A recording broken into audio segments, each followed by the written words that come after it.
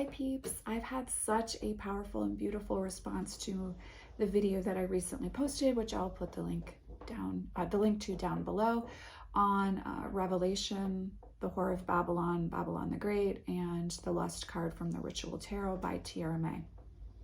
I will also put the link to Tiera May's deck in the link below in case you feel drawn to purchase that deck after this discussion. But I wanted to make a brief video to explain a little bit about Babylon the Great, or the Whore of Babylon, if you are feeling drawn to working with her energy in your practice. And this isn't going to be a super long video. It's just going to give you some jumping off points and some places where you can start to connect with her energy. She's very much a dark goddess, and she is very much connected to the energy of the dark feminine, sexuality, sensuality, and sex magic, dark magic practices. And to me personally, this isn't something you would find necessarily in definition, but to me personally, her energy is very much connected to the mystery of what it is to be a woman, what it is to be an embodiment of the sacred feminine. So when we work with her, we have to go to the underworld. She is a dark goddess, very much like Ma Kali.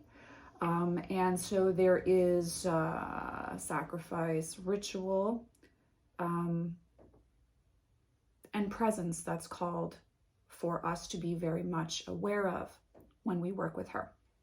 If you want to find the roots of Babylon the Great, also known as the Whore of Babylon, we have to go to two places. The first place we have to go to is the book of Revelation in the Bible. And the other place we have to go to is to the Sumerian goddess Inanna, who then became, through the Babylonian pantheon, Ishtar.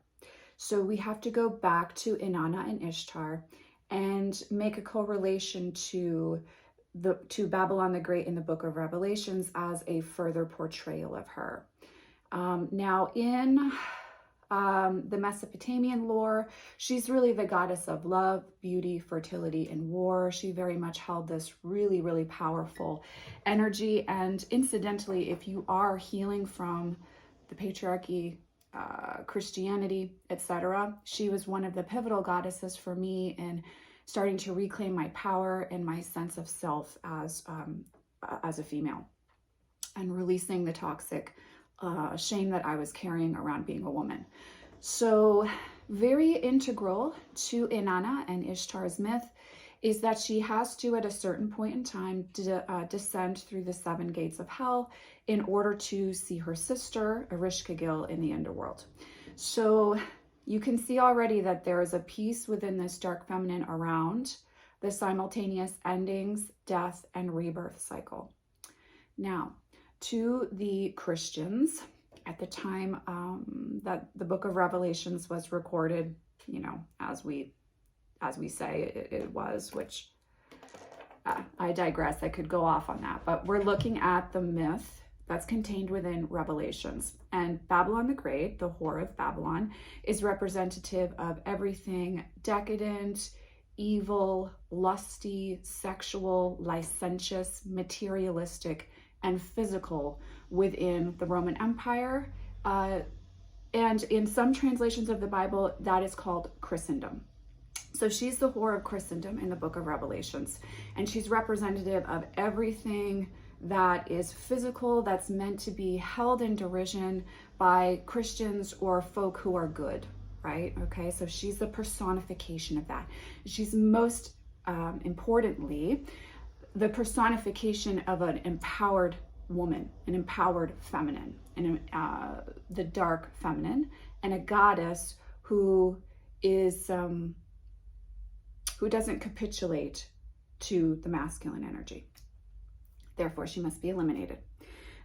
Incidentally, as I shared in the video the other day, which you can go ahead and watch if you feel called to and you haven't yet, she typically rides a 7-headed beast with 10 horns, and her cup is filled with the blood of pious individuals, typically. That might shift in various translations, but that's at least how I experienced the myth as a child.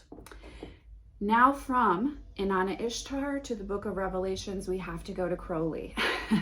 That's where the Lust card originates within Crowley's Thoth Tarot. I am not saying Crowley was a great guy. I am in no way saying, you know, get on the bandwagon of worshiping Crowley, but he did bring, he did create the Thoth Tarot, and he is one of the most well-known magicians ever, right, at this point in time in our and where we are on the timeline of society. And he brought in the Whore of Babalon, Babylon the Great. He took that energy from the Book of Revelations and brought it into a practice in which you would be honoring, venerating, and connecting with the dark feminine, the dark sexuality, the dark sensuality, the enjoyment and the giving over to the physical pleasure that Babylon the Great, the Whore of Babalon, holds within her mythology. So that's a little like jumping off point for you in order to understand the entity, the energy, the goddess that you're working with if you feel called to work with her. Much like Kali Ma, she is a goddess where you're going to have a very intimate, at times confronting, but also unconditionally loving relationship. So let's talk about some ways that you can connect with her. You can connect with her through journeying, which is extremely powerful. You can connect with her through physical pleasure in the body, through the experience of beauty, through the experience of sacred sexuality, through the experience of sex magic. You can also connect with her in regards to reclaiming your power, and most especially releasing shame around your body, your sex, your identity, and who you are.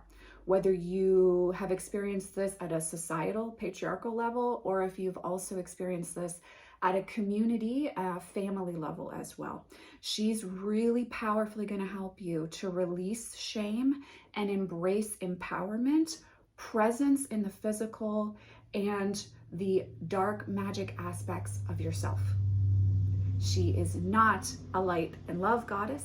She's very powerful, as I said, just as Inanna had to release a layer of clothing at each of those 7 gates. You will have to sacrifice as you work with her, but it is 1,000% worth it. So if you're called to work with Babylon the Great, the Whore of Babalon, I hope this little video gave you some jumping off points. I will also include some links down below that you might find helpful. There's a podcast that I recently listened to and enjoyed that might give you some jumping off points. If you really want to get into the roots, you've got to go to the Book of Revelations and read that. And you need to do some reading around Crowley and the Lust card within tarot for sure. But I am so excited for you if you are called to work with this goddess. She's been pivotal in my own practice.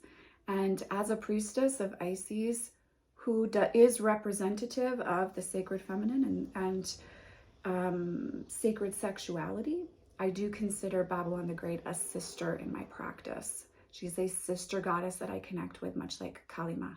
So if you feel called to work with her, I am so stoked for you. And I'm excited to see how your entire life is going to start changing, because she is the goddess who causes evolution and revolution within your soul. I am sending you, as always, much love and many blessings. I'll see you in the next video.